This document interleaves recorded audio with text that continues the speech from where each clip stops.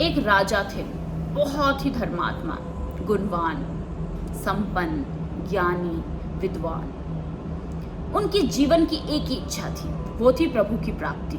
और प्रभु की प्राप्ति के लिए उन्होंने बहुत व्रत रखे, तप किए, ध्यान किया, जप किया, तीर्थ गए, मंदिर गए, और हर यज्ञ में, हर ध्यान में, हर तप में, हर जप में, हर मंदिर में, हर तीर्थ में उन्होंने भगवान से केवल भगवान को ही मांगा था। वो केवल भगवान का साक्षात्कार करना चाहते थे। तो कहा जाता है ना कि जब आप किसी चीज की इच्छा करते हो, किसी चीज को पाने की इच्छा करते हो, शिद्दत से इच्छा करते हो, तो ये पूरी प्रकृति आपके लिए वो मार्ग खोल देती है जिस मार्ग पर चलकर आप उस चीज तक पहुंच सको। तो ऐसा ही कुछ राजा के साथ हुआ। एक दिन उनको भगवान का दर्शन मिल ही गया। भगवान आए उनके सपने में और कहा कि देख, मैं आ गया अपने भक्त के पास। उसकी भक्ति से प्रसन्न होकर उसको दर्शन देने के लिए आया हूँ। तेरे तप से, तेरे जप से, ध्यान से, पूजा से, मन से, वचन से, वाचा से, कर्मणा से, तेरी भक्ति से मैं प्रसन्न हूँ और मैं तुझे अपना भक्त स्वीकार करता हूँ। मैं बहुत प्रसन्न हूँ। तो राजा ने कहा, भगवान, मैं धन्य हो गया कि मुझे आपका दर्शन मिला। लेकिन मैं ऐसे तो नहीं दर्शन चाहता था। मैं सपने में आपका दर्शन नहीं चाहता था भगवान। मैं हकीकत में आपको देखना चाहता था। मैं इन नेत्रों को धन्य करना चाहता था। इन नेत्रों के अंदर आपको बसाना चाहता था। इस जीवन को आपकी प्राप्ति से धन्य करना चाहता था। मुझे आप हकीकत में दर्शन दीजिए। शायद राजा को इस बात का ज्ञान था कि जो मनुष्य जीवन मिलता है ना, उसका एक ही लक्ष्य है, वो है भगवान की प्राप्ति। इसीलिए ईश्वर ने इंसान को विवेकशील बनाया है, सोचने समझने के लायक बनाया है, ताकि वो ध्यान करे, तप करे, जप करे, भगवान का नाम ले और भगवान की प्राप्ति कर सके, और आने जाने के जो ये चक्र है इससे वो मुक्त हो सके। तो शायद इस बात की जानकारी राजा को थी। वो इस लक्ष्य को जानता था, इस उद्देश्य को जानता था, इस कर्तव्य को जानता था।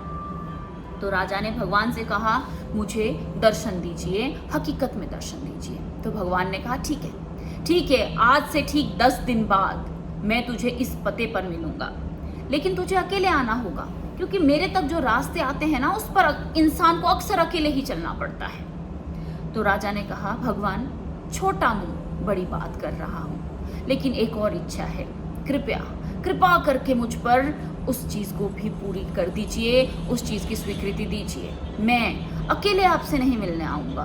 मैं, ये जो मेरी जनता है, जिन पर मेरा कर्तव्य है, जिन पर मेरी जिम्मेदारियां हैं, मैं उनको भी लेकर आऊंगा, ताकि वो भी आपका दर्शन कर सके और अपनी जिंदगी को धन्य कर सके। आप मुझे आज्ञा दीजिए, मैं अपने पुत्र से, अपने बंधु से, अपने बांधवों से, अपनी धर्मपत्नी से, अपने जनता से, अपने नगर के वासियों से, उनके साथ जो ये मेरा कर्तव्य है उसको पूरा कर सकूं, उनसे आपकी मुलाकात करा सकूं। तो मुझे आप इस बात की स्वीकृति दें कि मैं उन सब के साथ आपसे मिलने आऊं। तो भगवान ने कहा, ये तेरी सोच है। तुम्हें ऐसा लगता है कि हर कोई मुझ तक पहुंचना चाहता है, लेकिन ऐसा जरूरी नहीं है। मेरे पास जितने भी भक्त आते हैं ना, उसमें सब सुख, संपत्ति, सुविधा, स्वास्थ्य मांगते हैं। ऐसे बहुत विरला ही भक्त होता है ऐसा जो मुझको मांगता है। फिर भी अगर तुझे विश्वास है कि ये सब मुझ तक पहुंचेंगे, तो हाँ, तो उन सब को लेकर आना और इन सब की जिंदगी को तू संवारना। मैं तुझे ये अनुमति देता हूँ। जैसे राजा उठे सुबह, वो बहुत खुश हुए और उन्होंने सबको बोल दिया कि नगर में इस सूचना को फैला दो, इस समाचार को फैला दो कि 10 दिन बाद हम भगवान से मिलने जा रहे हैं, और हर बच्चा, हर औरत, हर आदमी, हर बूढ़ा, हर इंसान मेरे साथ चलेगा, और ये मेरी आज्ञा है जिसका पालन सबको करना ही पड़ेगा। तो अब राजा की आज्ञा कोई कैसे टालता। सब तैयार हो गए भगवान से मिलने के लिए और सब चल दिए राजा के पीछे पीछे। अब जब सब चल रहे थे, तो जैसे रास्ते में चलते गए तो रास्ते में एक पहाड़ दिखा, खूबसूरत, चमकता हुआ। ऐसे लग रहा था दूर से कि चांदी है उसमें, और जैसे थोड़े नज़दीक गए तो वो पहाड़, सारा का सारा पहाड़ चांदी से भरा हुआ था। वो चांदी का पहाड़ था। तो आधे लोग वहीं पर रुक गए। उनको लगा राजा को तो कोई ज़रूरत नहीं है, लेकिन हमें तो ज़रूरत है ना, हमें अपने पुश्तों को, आने वाले पुश्तों को संपन्न करना है, तो हम नहीं जाएंगे। क्या पता भगवान मिले ना मिले, क्या पता राजा को भ्रम हो गया। आज तक भला कोई भगवान से मिला है जो राजा को भगवान मिलेंगे? नहीं नहीं, हम तो चांदी लेकर अपने घर जाएंगे, अपने घर वापस लौट जाएंगे। हमें भगवान ने इतना बड़ा संकेत दे दिया कि ये चांदी उठाओ और संपन्न हो जाओ, तो हम तो चांदी उठाएंगे और अपने घर वापस चले जाएंगे।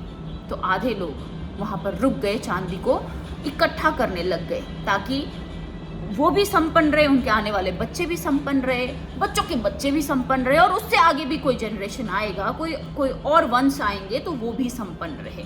तो वो चांदी इकट्ठा करने के लिए रुक गए। राजा पीछे मुड़े और उन्होंने कहा, ये छल है, मत फंसो, आगे भगवान मिलेंगे, मेरी बात पर विश्वास रखो, मत उठाओ चांदी, कुछ नहीं रखा, तुम चलो मेरे साथ। उसमें से कुछ लोगों ने राजा की बात मानी और ज़्यादातर लोग वहीं पर चांदी को उठाने के लिए रुक गए। और जो राजा की बात मानकर राजा के साथ चले, थोड़ी देर आगे तक जाते हुए उनको एक पहाड़ दिखाई दिया, चांदी से भी ज़्यादा सुंदर, चमक थी, सुनहरे रंग का पहाड़। तो जैसे नज़दीक गए तो उस पहाड़ में सोना ही सोना भरा हुआ था। अब वो लोग खुद को कैसे रोकते? उन्होंने चांदी तक तो अपने मन को पक्का कर लिया था, लेकिन सोना देखने के बाद वो फिसल गए। उनको लगा ये राजा मूर्ख हैं, ये बौखला चुके हैं, ये सठिया चुके हैं, इनको बुढ़ापा इनके ऊपर दिख रहा है, बुढ़ापे के ये जो सिग्नल्स है ये नज़र आ रहे हैं, इनमें ये संकेत हमें दिखाई दे रहे हैं। राजा तो खुद संपन्न है, इनको सोना चांदी का क्या करना है, लेकिन हमें तो अपने संतति को, आने वाले भावी संतति को भी तो हमें सुरक्षित करना है। तो हम तो भगवान के इस संकेत को ही मानेंगे और सोना उठाएंगे। राजा ने उनको बोला, मत रुको, चलो आगे, मत रुको, आगे भगवान मिलेंगे, ये छल है, इस छल में मत उलझो, मत फंसो, चलो भगवान इंतजार कर रहे हैं। उन्होंने राजा की नहीं सुनी, नहीं मानी, और केवल राजा की धर्मपत्नी अर्धांगिनी जो थी, उसने तो राजा का साथ देना ही था, बस वो राजा के साथ चली, राजा और उनकी अर्धांगिनी। राजा के बच्चे और जो बाकी सारे जो बचे हुए जनता थे वो सब सोना इकट्ठा करने के लिए रुक गए।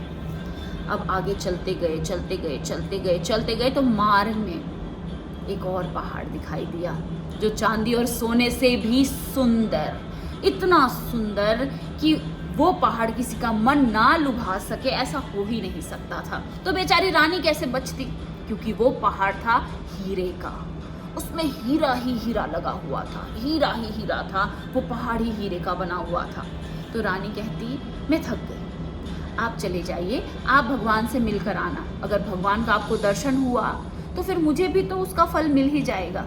मैं हीरा उठाऊंगी, मैं यहाँ से नहीं जा पाऊंगी, इससे आगे नहीं चल पाऊंगी, मेरा गंतव्य यहीं तक था, यही मेरी डेस्टिनेशन है, आगे आप चलिए। रानी हीरा इकट्ठा करने लग गई, उन्होंने बहुत सारे हीरा इकट्ठा किया और राजा चल पड़े उदास मन से, क्योंकि उन्होंने जो सोचा था कि सबको भगवान के साथ जोड़ूंगा वो पूरा नहीं हुआ। तो राजा उदास मन से आगे चले और वहाँ पर उनको भगवान मिल गए। भगवान ने मुस्कुराकर कहा, क्या बात, क्या हुआ, नहीं आए वो लोग, नहीं आई आपकी धर्मपत्नी, नहीं आए बच्चे? मैंने कहा था ना कि इतनी भीड़ में विरला ही ऐसा भक्त होता है जो मुझसे मुझको मांगता है, बाकी सब अपनी अपनी संपत्ति, स्वास्थ्य, बच्चे, परिवार में इतने उलझे हैं, इतने फंसे हैं और इतने सुखी हैं कि उनको मुझ तक आना ही नहीं है। मैंने आपको कहा था ना कि जो भी इंसान भगवान के रास्ते चलेगा उसको चलना अकेले को ही पड़ेगा। बहुत विघ्न आएंगे लेकिन उसको चलना अकेले पड़ेगा। लेकिन हाँ, जो इन सारे विघ्नों की परवाह किए बिना, इन लालच से दूर होकर मेरी शरण में आएगा, मुझे मांगेगा, मैं उनको दर्शन देता हूँ। जो मुझे अपना मानता है उनको मैं अपना मानता हूँ। ये कहानी मैंने कहीं पर सुनी थी, मुझे बहुत अच्छी लगी, तो सोचा आप सबके साथ इसको साझा करूँ। नमस्कार। हर हर महादेव।